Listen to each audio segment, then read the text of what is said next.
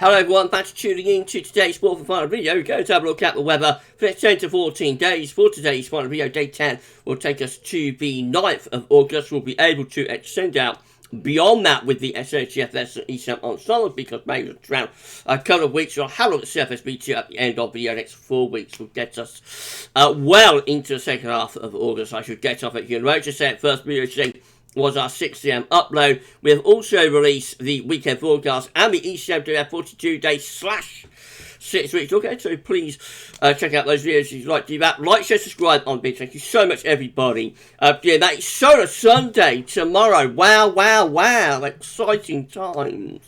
Solar Sunday coming up tomorrow. More about that a little bit later on. Right at the end of the video. Right, the size of central temperature CT is currently sitting at 18.1. Still, there we go. We're still at 18.1 degrees. That is 2.1 degrees above 61 to 1990 average. That's provisional to yesterday to 29th. With just 2 more, 29th of July, just 2 more days to go. I think we're going to hold up at 18. I think you're getting 18 Celsius CT month here. Although daytime temperatures are relatively modest today and tomorrow, nighttime temperatures tonight basically going to be really warm. And I think that will be enough to hold us up, you know, either 18.1 or 18.0. Remember, we're not expecting much of a downwards correction now. They should have ironed that out, I believe. So we shouldn't be getting those like 3, 4, 5 tenths of a degree taken off that we used to get at the end of the month. So that should be pretty much where we are. So assuming that is where we are, I think we're probably going to hold just about at 18 Celsius. Just to put that in context, have a look at CT page back to 1659 from the UK map. We can see, and we went over this a couple of weeks ago, but we can see that the last time we had an 18 Celsius CET July was back in 2013, which came out at 18.5. However, we did have an even hotter July in 2018, of course, at 19.3. There is exceptionally hot month at 19.3. And of course we had July 2006 as well, that came out as our hottest July on record, and we haven't got anywhere close to beating that. That came out at 19.8, nearly 20 degree CT month. So yeah, I think this is just about going to hold on to 18 Celsius. I think when the number is placed just here, I have a feeling it should come in at like 18.1, 18.0. We shall see. We'll find out on Monday, and it will be exciting to see where we come out. Monday or Tuesday, anyway. Last July was pretty hot too, at 17.8. That was almost an 18 Celsius CT July. We had a very cool July in 2020 at just 15.8, where it got hot at the end of month. July 2019 was also quite hot at 17.6. We have July 2016 at 17.0. 2014, again, nearly 18 Celsius CT July at 17.9. So we have had a lot of very warm Julys. 2010 too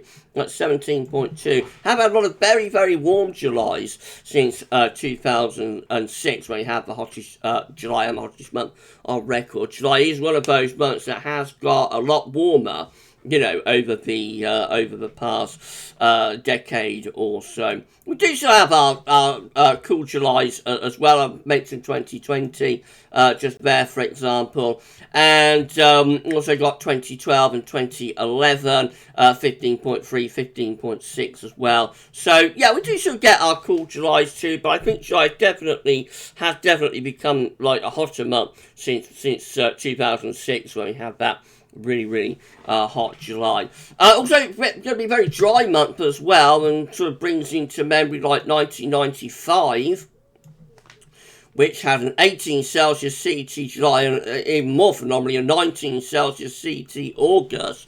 So that was an incredibly hot summer, a very dry summer as well. 1995 is actually a drier summer than 1976, but overall wasn't quite as hot, because June, despite July and August being very hot, 95, June was actually not that hot until like the final week or so. Interesting as well that like there were two 18 Celsius CT July back to back in the middle of 1990s, 1994, 1995, both coming out as 18 Celsius CT months. And then of course we have like the very hot July of very hot August, I should say, of 1995 and also 1997. We'll talk more about August with CT next month. But anyway, that's brought it into context. So yeah, I think we're going to have like our first 18 Celsius CT July since 2013, since 2013, though not as hot, anywhere near as hot actually, as July 2018. It will all be revealed on Monday or Tuesday, when we get the final update from the UK Met, so we shall see them. These are the GFS upper air temperature and precipitation ensembles next couple of weeks. So we're looking at Ludlow today. Somebody suggested looking at Clee Hills, and I tried to find Clee Hills, but I was not able to within West Central. So the closest place I could find was Ludlow. I hope that's okay to the person who asked me to have a look at Clee Hills in Shropshire. So red line is the 30-year upper air temperature average for Ludlow. We're above average at the moment, quite warm and humid. I'm going to say generally relatively warm over the next 2 or 3 days, but around the middle of next week there will be a drop in the temperature, turning a bit cooler for a while at the end of, or middle to end of next week. And then you see the upper air temperatures lifting up then, so as we go from the first week into the second week of August, becoming quite warm. There are some hot outliers still left, these ones just here, becoming quite hot. I think they're proper outliers though, so probably won't verify. I think just we say it's going to be a warming trend for the second week of August, probably getting the temperature into the upper 20s Celsius, something a little bit like that. You can see from the ensemble meter the white line, but it is going significantly above average, so it does look very warm too, perhaps hot through the second week of August. Precipitation wise, we've got showery weather at the moment. There might actually be a little bit of rain even in the south tonight and tomorrow morning. Do check out weekend forecast about that. Some places have had no measurable rain at all month in parts of southern, southeastern England. We might rectify that tonight or tomorrow, though it is a bit hit and miss for the south, so some places probably will have a completely universally dry July from beginning to end. But anyway, showery conditions over the next few days, but the trend clearly from like the end of next week onwards is dry right way through the second week of August. So if you do get some rain over the next few days, then make the most of it, because it looks like we very quickly go back to drier weather by the end of next week. Temperature anomalies from the 30th of July to 7th of August are going to be above average. Precipitation anomalies on the 30th of July, 7th of August, drier than normal, especially so down in the south. The latest wind from map from earthnullschool.net shows that the west is breaking through. Look at this, we're bringing the air in from off the Atlantic today, which is something we haven't seen all that much of this summer, actually, particularly this July. So yeah, you know, we've got weather system coming in off the Atlantic, bringing cloud and showery outbreaks of rain. It's like a traditional summer day rather than being extreme hot or dry and whatnot. There is actually a little bit of rain around, but as I say, probably not going to be all that long. We get ourselves back to high pressure and generally dry weather. So this is how the latest UK Met Euro run. It's looking for midnight on Tuesday, low pressure to the northwest, and ahead of that we're going to bring up some quite hot air into the far south and southeast just briefly around Tuesday into Wednesday. That gets pushed away as the wind turns into the northwest in the second half of next week, so we turn cooler and showering. And then by next weekend, high pressure begins to ridge in from off the Atlantic. That probably takes us back to mostly dry and increasingly warm weather next weekend. Icon looks like that again, drawing up a southerly Friday to south ahead of this area of low pressure on Tuesday. That could bring some quite hot air into far south and southeast. That gets pushed away quite quickly though through the second half of next week as the wind turns into that cooler, fresher northwesterly. And then high pressure is ridging in from off the Atlantic by next weekend with that mostly dry, settled weather. Will initially be quite cool under Mount Ridge, but I think if the ridge becomes centrally located over top of the country, temperatures will very quickly start to respond. GFS midnight run, again, this area of low pressure out to the northwest on Tuesday. Ahead of that, some quite hot air getting into the far south and southeast briefly. That's pushed away by the middle of next week as the wind turns into the northwest and it becomes cooler, fresher and more showering. And then high pressure ridges in from off the Atlantic over next weekend. So by next weekend, this is midnight Sunday, we're slap bang under a 1,030 millibar area of high pressure. Initially that starts off quite a cool ridge, just about north-northwesterly flow, but we will see the temperature picking up through next weekend if that high pressure centres over top of the country with some very warm days likely. Into toward day 10, the high pressure still in control, moving up towards Scandinavia, pulling in what could be a very warm sort of easterly type flow, and that carries on beyond day 10 actually. Not excessively hot, but very warm, temperature probably into the upper 20s Celsius. And then right at the very end of the GFS midnight run, it starts to turn much more unsettled with low pressure developing under what is by this point non-blocking. So the high pressure on a GFS midnight run actually becomes like a northern blocking feature, starts to move within the high latitudes, goes up much further northwards, and that begins to allow the jet stream and the areas of low pressure then start moving in from off the Atlantic, and it just has a much more unsettled look to it by the middle of August. That's Monday 15th. Right, GFS 6Z, that's a long way out there, remember. GFS 6Z looks like this. Again, low pressure into the northwest on Tuesday. Ahead of that, quite warm and even locally hot down in the south and southeast briefly Tuesday into Wednesday. That gets pushed away by the second half of next week as wind turns into the northwest. It turns showery and cooler, and then high pressure again centering over top of the country next weekend brings loads of dry and potentially very warm weather with it. Starting off as quite a cool ridge, but temperature will lift up, especially by day. Night's probably relatively fresh though. With that. Heading up toward day 10, that high pressure sort of moves out to the northwest, so probably turning a little bit more showery, a bit cooler for eastern areas, but basically the high pressure keeps things mostly dry up to day 10, and probably, certainly for western, really quite warm.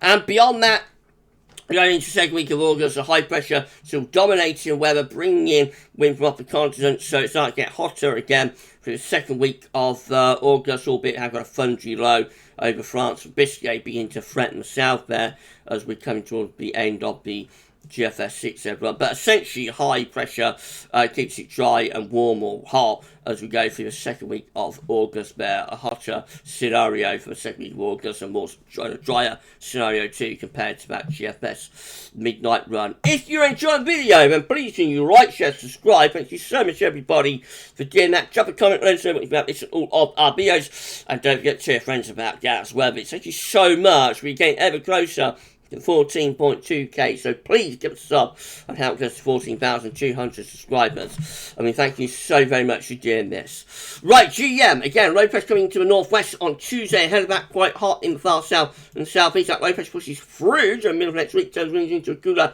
and fresher northwesterly flow.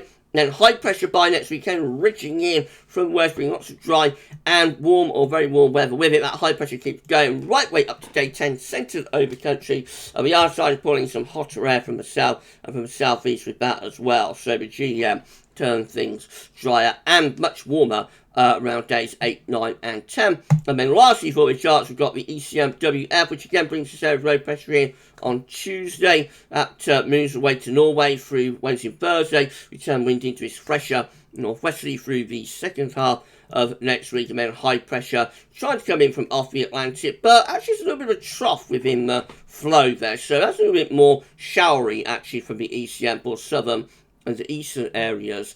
That's only the 8th of August. I'm not sure about that. I expect that probably synoptically a little bit of an outlier, but if high pressure is powering to the northwest, we might bring some sort of trough or featuring from the east. So day 10 with the ECM, we're pulling in this east-northeasterly wind, which isn't overly warm, and probably brings showery rain into southern and eastern areas. Again, I suspect that might be a little bit of an outlier, synoptically taking that high pressure that far to the northwest around day 10, but we'll find out in a moment. This is the precipitation forecast based on that ECM run from threadshow.com. So wet weather across England and Wales tonight. Shouldn't get all that much down onto the extremes, into those extreme southern counties though, but like Wales, Midlands, East Anglia, Lincolnshire, looks like there should be some wet weather pushing through there. We go into next week, more wet weather into the north and west in particular. Again, struggling to get much rain into the far south and southeast. Beyond that, second half of next week, we've got that high pressure out to our west, so a bit showery for those east and southeast areas.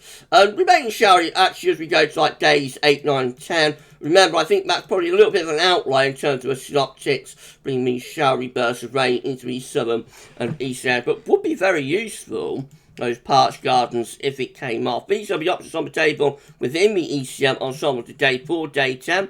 Gets us to the 9th of August. 14 members of the ECM ensembles have high pressure centred just to our north, so mainly dry and warm with that winds in from the east. 12 with high pressure just to our north-northwest, mostly dry, could be a little bit showery, perhaps into far eastern counties. 9 just here with high pressure more or less in over top of the country.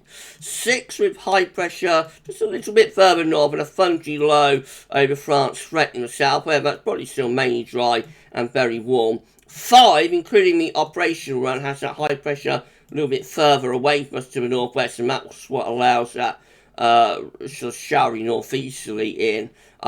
Again, only 5 doing that though, so it's not too clear. I think the ECM operational probably a little bit of an outlier around days 8, 9, 10. And then another 5 just here with high pressure sort of just to our west, ridging in to western part of Europe. In 2 weeks' time, these are the options that we've got. This will get us to the 14th of August. 20 members of the ECM ensembles with high pressure just over the country, so like to our west again, mainly dry, with about not overly warm winds coming in from the northwest, but certainly very pleasant.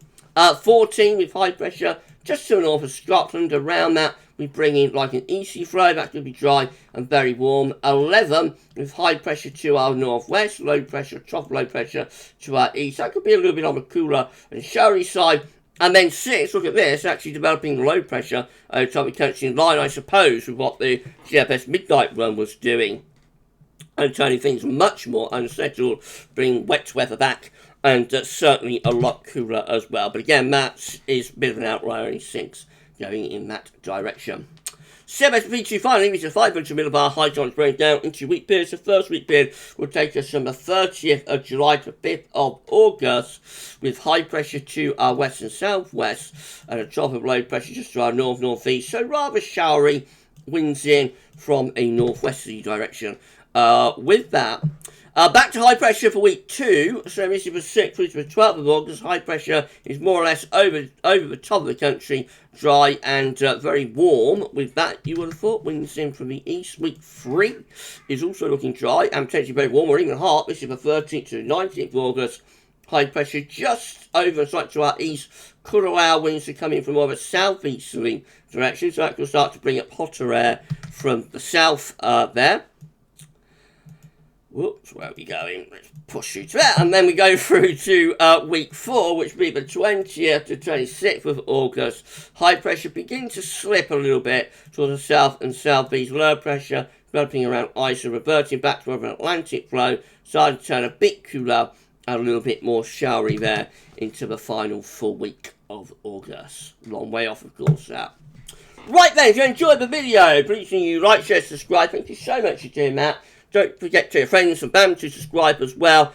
We thank you so much, and drop a comment and let us know what you think about this and all of our videos. Thank you so much, everyone. Right, so that's it for today's video. I hope you enjoyed them. Just coming up tomorrow, 6 AM upload. Then we've got Solar Sunday. I haven't done Solar Sunday for about a year, so Solar Sunday will be coming up for you tomorrow. And be live streaming at 8 PM. So we're not going to do a 10 to 14 day video upload, so we'll be live streaming our 10 to 14 day video. And as it's a Sunday live stream, we'll have to show you some long range. Almost certainly that will be in the form of a CFSV2. You enjoy the rest of your Saturday, and for today's videos and for this video, that's all for now, and thanks for watching.